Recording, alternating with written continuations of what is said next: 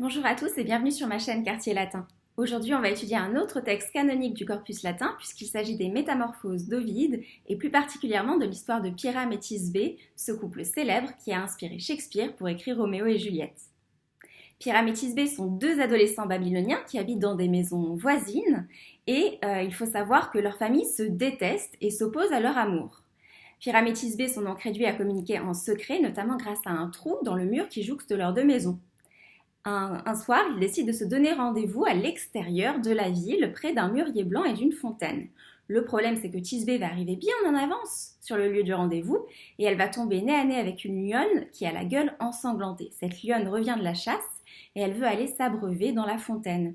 Thisbé prend la fuite en courant, elle est complètement affolée et elle laisse tomber son châle. La lionne renifle le châle et laisse une trace de sang.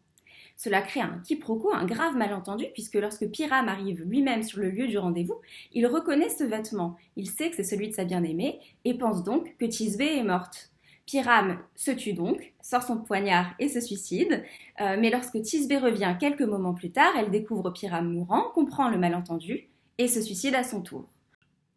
On reconnaît bien dans l'histoire de Pyrame et Thisbé les thèmes principaux de l'histoire de Roméo et Juliette, les deux familles rivales qui s'opposent à l'amour des adolescents, mais également ce double suicide des amants.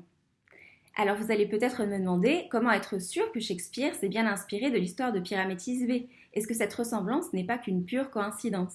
Alors il faut savoir que Shakespeare fait directement allusion à l'histoire de Pyrame et Thisbé.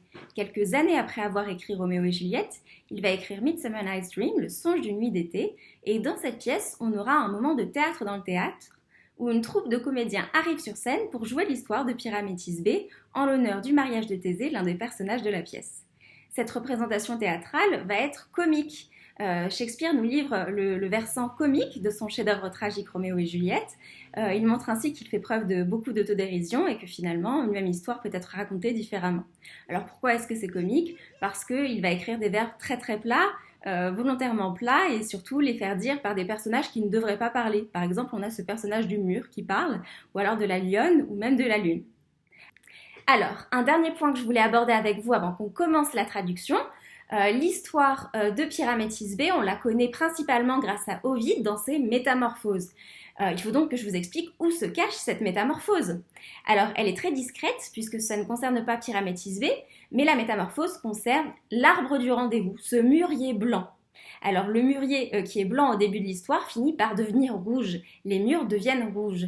Et ça, c'est expliqué de façon symbolique parce que le mûrier s'est abreuvé du sang des deux amants. Du coup, Ovide raconte que les mûres sont désormais rouges en l'honneur de ces deux amants parce qu'il a conservé ce souvenir du sang des deux amants. Alors, je vous propose qu'on commence maintenant à traduire. On va traduire deux extraits. Le premier, c'est lorsque Pyrame arrive sur le lieu du rendez-vous et découvre ce châle ensanglanté. Et le deuxième, ce sera le moment où Thisbé revient sur le lieu du rendez-vous et découvre Pyrame mourant.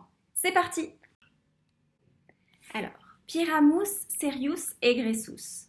Pyrame sortit trop tard, vidit vi, Vestigia certa ferae, des traces certaines de la bête sauvage, in alto pulvere, dans la poussière profonde.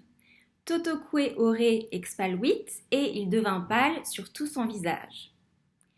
Outre périt, dès qu'il découvrit vestem tinctam, le vêtement taché, sanguiné de sang, quoque également, inquit il dit, una nox, une seule nuit, perdet, perdra, duos amantes, deux amants. Et quibus, de cela, des deux amants, illa fuit, celle-là fut, dignissima la plus digne, longa vita, d'une longue vie. Nostra anima, notre âme, nocens est coupable. Ego te peremi, je t'ai tué, miseranda, toi qui es digne de pitié, qu'il faut prendre en pitié. Qui reprend ego qui, moi qui, iusi est ordonné, venires que tu viennes, nocter la nuit, in loca plena metus, dans un lieu plein de peur, un lieu effrayant. Nec prior ug veni, et qui ne suis pas arrivé le premier ici. Diuelite, déchirer nostrum corpus, notre corps, et consumite et consommer, scelerata viscera, les entrailles criminelles, mes entrailles criminelles, ferro morsou, par une morsure féroce. Ô léonesse, ô lion, quicumque, quel qu'il soit, quel que vous soyez, habitatis, qui habitez, sub rupe, sous ce rocher. Sed optare necem, mais souhaiter la mort, est timidi, appartient au peureux et le propre d'un être timoré. Tolit, il soulève Welamina Tisbes, le voile de Tisbé, et fert secum et l'emporte avec lui, ad umbram arboris pactae, sous l'ombre de l'arbre du rendez-vous. Utque dedit lacrimas, une fois qu'il a donné des larmes, dedit oscula, qu'il a donné des baisers ou estinotae aux vêtements qu'il connaît bien, nous tous à c'est connu.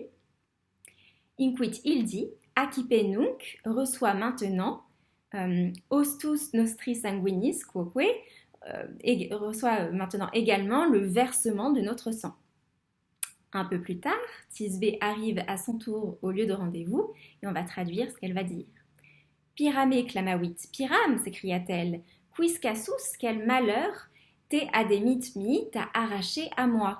Pyram répondait, Pyram répond, toi carissima Tisbé te nominat, ta très chère Tisbé t'appelle, exaudi écoute, vultusque atole yacantes, et relève tes visages gisants, littéralement, un pluriel poétique, relève ton visage qui défaille.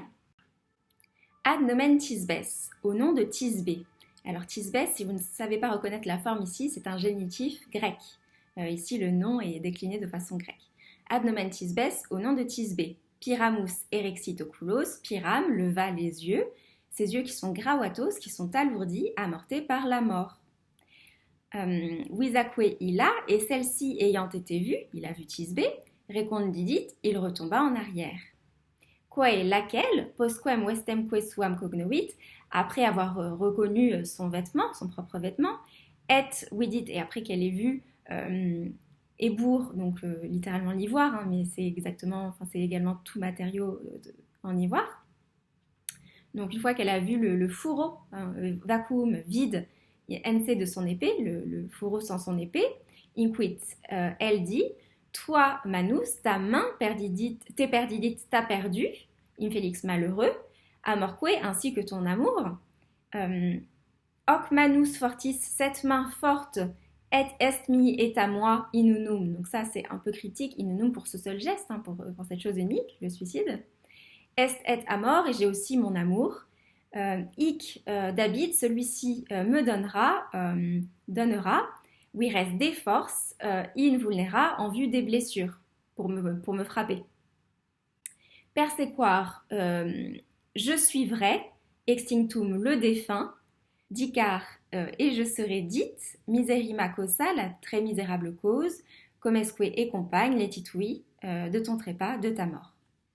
Voilà pour cette vidéo. N'hésitez pas à liker si vous l'avez trouvé utile et dites-moi en commentaire quel texte vous aimeriez que je traduise ensuite. À bientôt!